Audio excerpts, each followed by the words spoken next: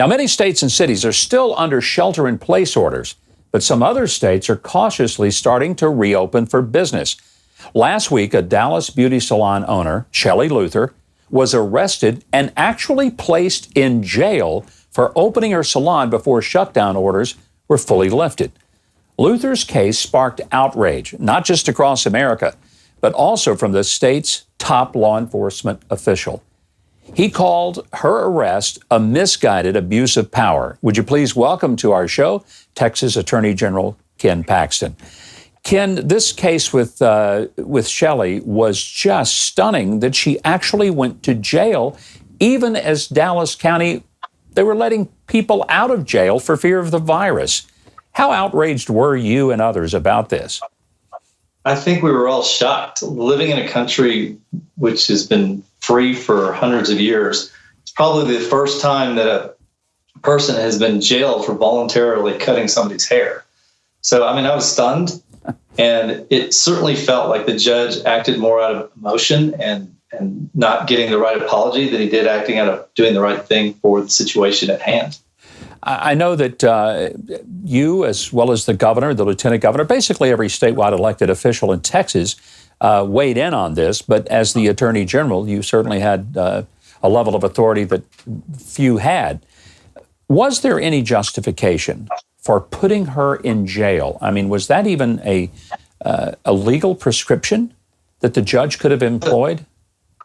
So the initial violation had either a civil fine or also potentially jail time. And that was created through an executive order at the executive level by Governor Abbott. However, the judge was pursuing something different. He held her in contempt because he did not like her answers and didn't like her apology. And so he actually used contempt to put her in jail. Unfortunately, the next day, Governor Abbott removed any type of criminal penalty or any kind of penalty where you end up in jail. And so that has been removed from any possible punishment. So I'm really grateful that we're in a better situation now. Ken, you sent a letter to 3 counties, 2 cities this week, Dallas and San Antonio, and you said, and I'm quoting here, unfortunately, a few Texas counties and cities seem to have confused recommendations with requirements and have grossly exceeded state law to impose their own will on private citizens and businesses. I mean, obviously, you were reacting to some of these cities and counties. What penalties could the cities and counties face if they overreach against their own citizens?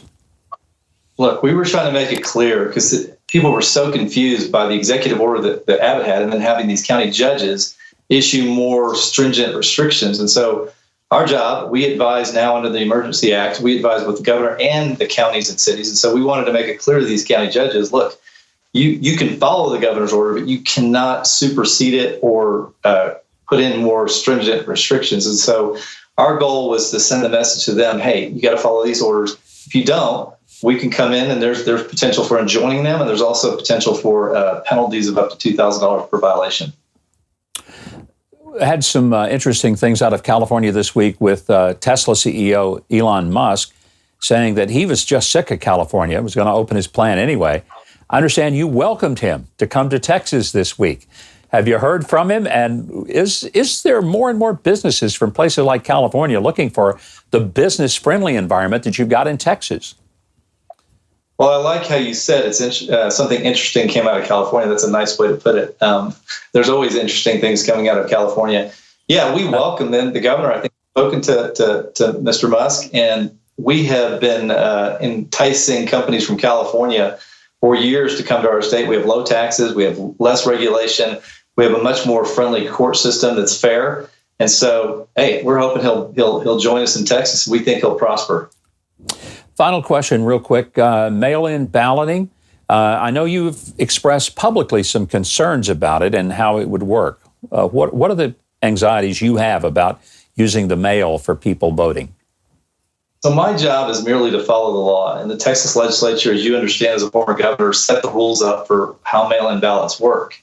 And what they said is if you're over 65, you're going to be out of town, or you have a physical disability, or you're in prison, but you're not a felon, you can vote by mail. They didn't provide for other reasons. And so that we have a judge in Travis County that has ruled, and we have a court of appeals that has agreed that that's not right, that mail-in ballots can be sent to anybody if they have a fear of contracting this virus and presumably any other disease. And so that isn't what the legislature said, but that's what a local judge said. And so we're appealing that we've already appealed that to the Texas Supreme Court, and we're hopeful for a good outcome. I expect that we will get that reversed. Ken Paxton, great to have you. Always a pleasure to visit with you, and we appreciate you joining us on the show.